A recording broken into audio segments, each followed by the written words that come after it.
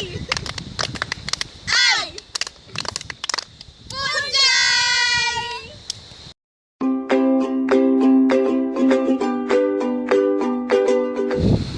Hi everyone! We are the Fungi Group! Are you ready to be amazed in the different world of fungi? If yes, so fasten your seatbelts and let's start our journey! Masaya to! Tara!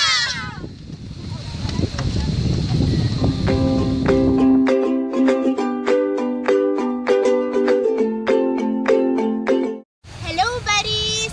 What is fungi? The English word fungus is directly adopted from the Latin fungus, mushroom, used in the writing of Horace and Pliny. This in turn is derived from the Greek words fungus or sponge, which refers to the microscopic structures and morphology of mushroom and molds. The root is also used in other languages such as the German Schwamm, sponge, and Schimmel, mold. The use of the word mycology, which is derived from the Greek makes, mushroom, and logos, the spores, to denote the scientific study of fungi is thought to have originated in 1836 with English naturalist Miles Joseph Berkeley's publication The English Flora of Sir James Edward Smith. The discipline of biology devoted to the study of fungi is known as the mycology, from the Greek myx, meaning fungus. When you think of a fungus, you probably picture a mushroom. Mushrooms, however, are just temporary reproductive structures that extend from the main bodies of a certain kind of fungi. The body of almost fungi is a mycelium, which an interwoven mass of one cell thick, thread-like filaments called hyphae. Depending on the species, hyphae either consist of a single elongated cells with numerous nuclei or are subdivided by partitions called septa into many cells, each containing from one to many nuclei. Porous septa allow cytoplasm to stream between cells, distributing nutrients. Like plant cells, fungal cells are surrounded by cell walls, but their cell walls are strengthened by chitin, the same substance found in exoskeletons of arthropods. In general, fungi are capable of asexual and sexual reproduction. For the most part, fungi reproduce asexually by default under stable conditions, with sexual reproduction occurring mainly under conditions of environmental change and stress. Both asexual and sexual reproduction ordinarily involves the production of spores within the special fruiting bodies that project above the mycelium. Unlike plants and animals, fungi do not form embryos. Instead, fungi reproduce by means of spores, tiny, light, reproductive packages that are extraordinarily mobile. They are distributed far and wide as heat seekers on the outside of animal body, as passengers inside the digestive system of animals that have caught them. Spores produce in great numbers. They ensure that the fungi are ubiquitous in terrestrial environments and accounts for the inevitable growth of fungi on every eaten sandwich and containers of leftovers. Although nearly 100,000 species of fungi have been described, biologists have only begun to comprehend the diversity of these organisms. At least 1,000 additional species are described each year. Fungi belong to the following: sheethides, zygote fungi, and club fungi. Species cannot be classified or placed for convenience in a group known as imperfect fungi. Go. First, we have the chytrids. Unlike other types of fungi, most chytrids live in water. The chytrids are further distinguished from other fungi by swimming pores, which require water for dispersal. A chytrid spore propels itself through the water by means of a single flagellum located on one end of the spore. No other group has flagella. Most chytrid species feed on dead aquatic plants or other debris in the watery environment, but some species are parasites of plants or animals. The zygomycetes, also called the zygote fungi, generally live in soil or on decaying plant or animal material.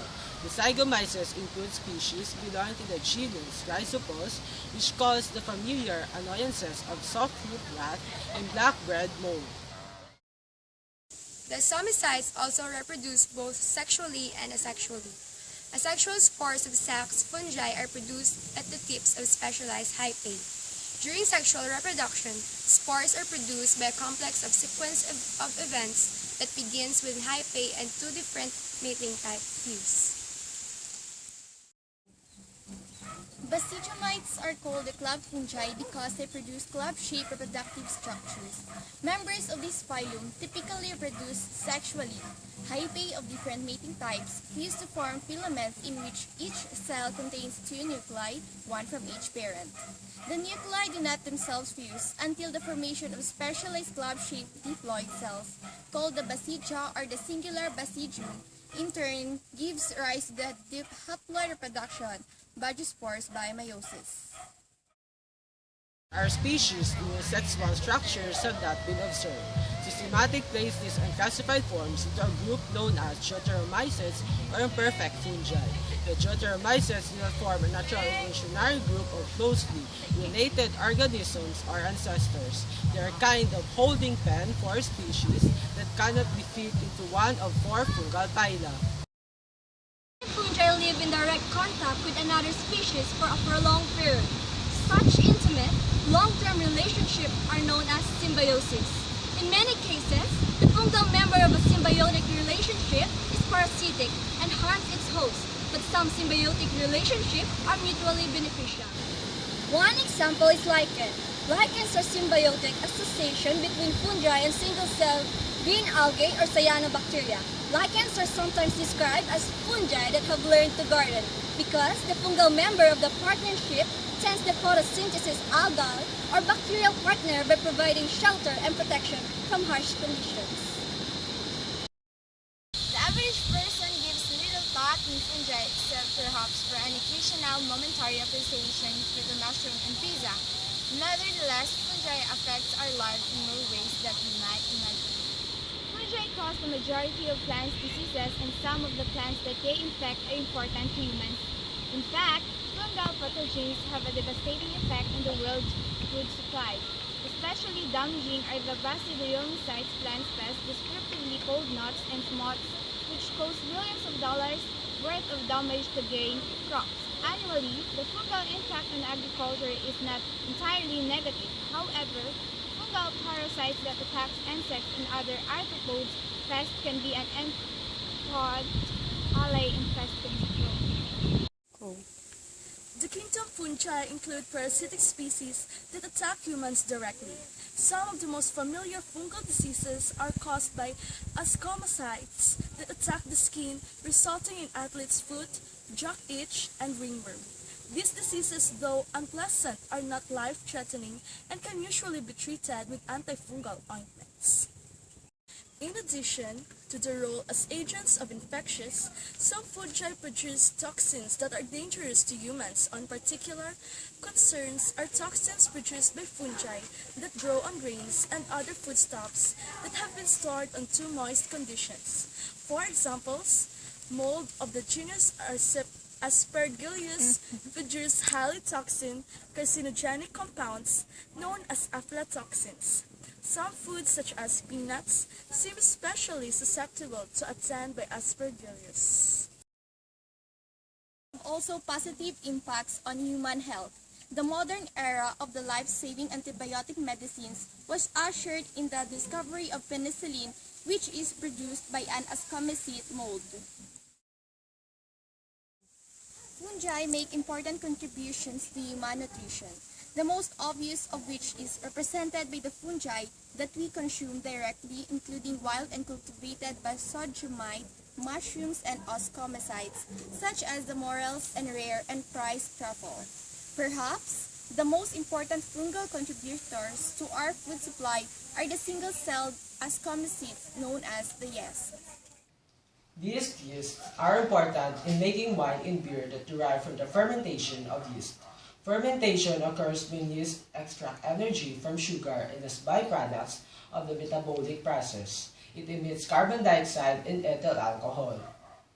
Germination converts the kernel's carbohydrates to sugar, so the sprouted barley provide food source for the yeast. As with wine, fermentation converts sugar to alcohol, but beer brewers capture the carbon dioxide byproduct, giving the beer a bubbly carbonation. As yeast consume fruit sugars in grape juice, The sugar are replaced by alcohol and wine is resolved, while for the beer, the barley grain must be sprouted. And as for the bread making, carbon dioxide is the crucial fermentation product. The yeast added to the bread dough do produce alcohol that evaporates during baking. In contrast, the carbon dioxide is trapped in the dough, where it forms the bubbles that give bread its light and airy texture. So next time when you eat bread, you might think the yeast. So thanks, Body, for having their fungal partner. No account of fungi would be complete without mention of their fundamental ecological importance. The fungi are Earth's undertaken consuming the dead of all kingdom and returning the component substances to the ecosystem. Extracellular digestive activities of many fungi liberate nutrients such as carbon and nitrogen compounds and minerals that can be used by plants. If fungi and bacteria would suddenly disappear, the consequences would be disastrous. Nutrients would remain locked in the bodies of dead plants and animals.